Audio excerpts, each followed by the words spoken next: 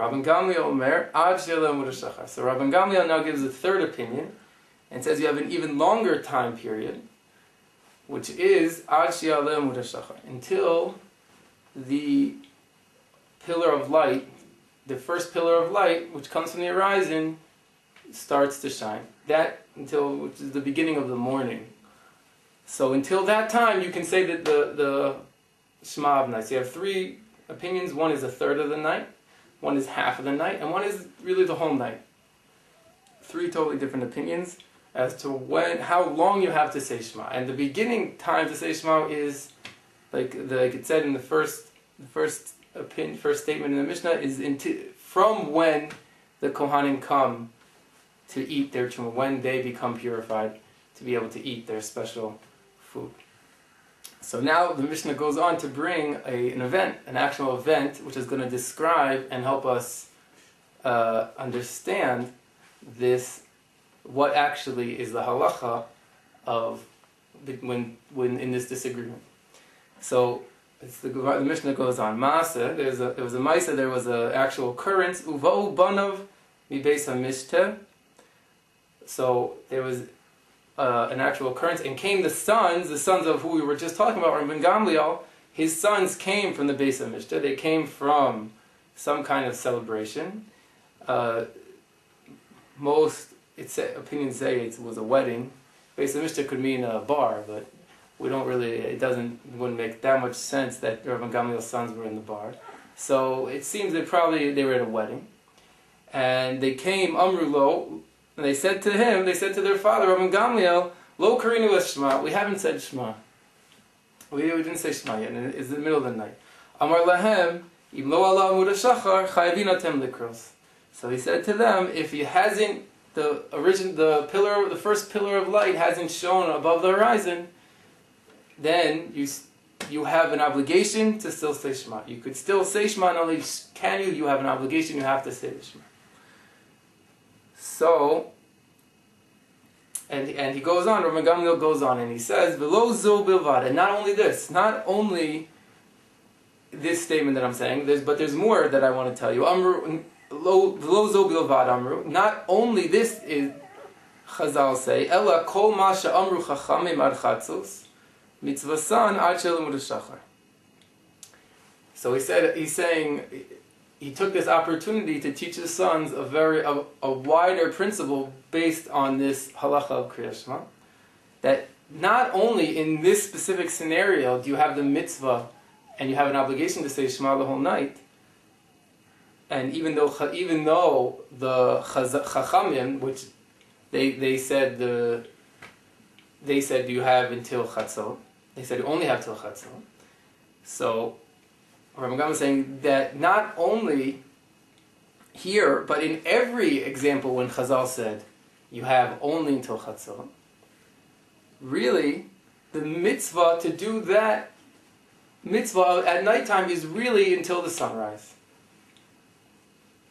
And then he goes on to say, Hekter chalavim ve'evarim mitzvatan asher lamud hashachar. So he's going to bring a few examples of mitzvahs that have to do at nighttime, and every mitzvah that has to do at nighttime is really all night mitzvah. There's no such thing as a mitzvah that is only partial of the night. That is Rabban Gamliel's opinion, and that's not only his opinion, but that's what he's telling us was really the Chachamim's opinion that said earlier in the Mishnah they have only until Chatzot. Really, he's telling us there was more to their opinion than we think. Really, they actually held you could do the mitzvah the whole night. So we have to understand later then why did they say until Chatzot. That's what the Mishnah is going to explain. But until now, this is what Rabban Gamliel is telling us, that you have the whole night to do the mitzvah. Like I said, that is really the halacha. And it's true every time Chazal said you have until only half the night. Really the halacha is you have the whole night. There's no such thing as having only half the night, really. So he brings a few examples. Hekter chalavim.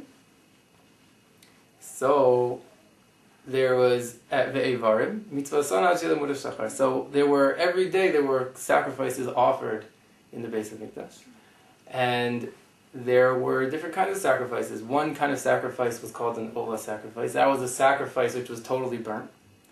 And there were other sacrifices that had there were fats of certain other sacrifices that were also, they were put aside, and the the certain parts, these fats of the sacrifices that were set aside, and also all the limbs and all of the parts of the body of the ola, which is a totally burnt. It was totally burnt. No one would eat anything from it. Those would be burnt at nighttime. They're specifically set aside. They'd be burnt the whole night, and so that was a mitzvah. It's a nighttime mitzvah, and the whole night was the whole mitzvah for that was the whole night. There was no until chatzot. It was the whole night. That's one example of a nighttime mitzvah. That the burning of these specific limbs and specific fats in the base of English was all night. And also v'chol hanechalim liyom echad mitzvah ad shel amud hashachar. So there were certain korbanos that you could only eat for one day. If you would bring it on a Tuesday, you had Tuesday and you had Tuesday night to eat it. Comes Wednesday morning, you can't eat it. So Chazal said that they also said on this mitzvah you only can eat it till chatzos.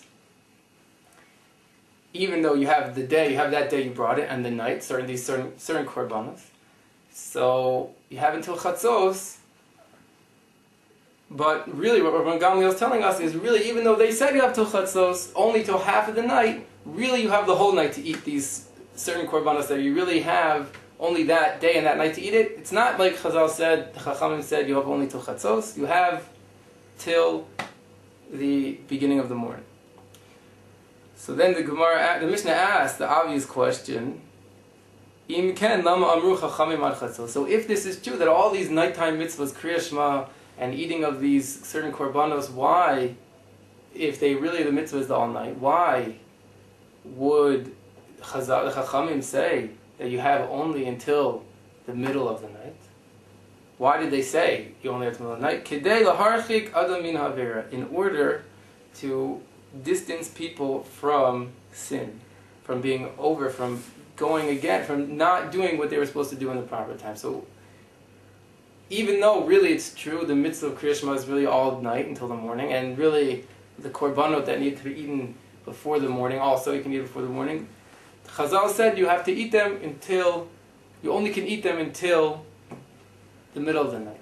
They gave a certain time, but not because really that's really bottom line the rule, but because they needed to add a little fence, or a big fence in this sense, 6 hours or however many hours, because they were afraid if people would say, I have the whole night to do this, they'd push it off, eat dinner, take a nap, watch a movie, and say, I can put it off, and by the end of the night, they're gonna falling asleep, or who knows, getting distracted, and they're gonna forget about it. But with the feeling that it's a much less time to do this mitzvah, knowing that they're much more limited, it would change the psychology of the person doing that mitzvah to have be a little bit more careful to do it earlier, to not push it off without, so that not push it off till the end, knowing they have to get it done if they have less time to do it, so they're gonna be able to.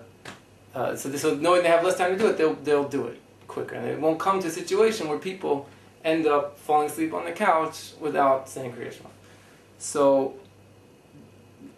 that's so in the end of the day, Rabban Gamliel and the Chachamim, with two separate opinions, but really not as different as they seemed originally in the Mishnah. So